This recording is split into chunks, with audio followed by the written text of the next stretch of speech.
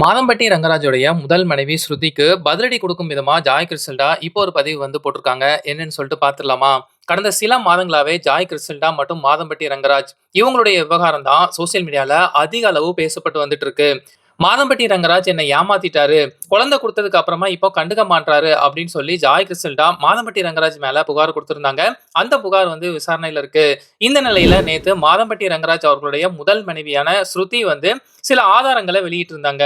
அந்த ஆதாரங்களை வச்சு பார்க்கும்போது ஜாய் கிறிஸ்டல்டா பணம் பறிக்கும் நோக்கத்தோட தான் இதை பண்றாங்க அப்படிங்கிற மாதிரி இருந்துச்சு. ஆனா இப்போ ஜாய் கிறிஸ்டல்டா இதுக்கு பதிலடி கொடுக்கும் விதமா ஒரு பதிவு போட்டிருக்காங்க. அந்த பதிவுல ஒரு வாட்ஸ்அப் ஸ்கிரீன்ஷாட் போட்டிருக்காங்க. அதுல லவ் யூ மை பொண்டாட்டி, ஓகே தங்கம் அப்படிங்கிற மாதிரிலாம் நிறைய விஷயங்கள் இருக்கு. அதுக்கு கீழே ஒரு கேப்ஷன் போட்டிருந்தாங்க.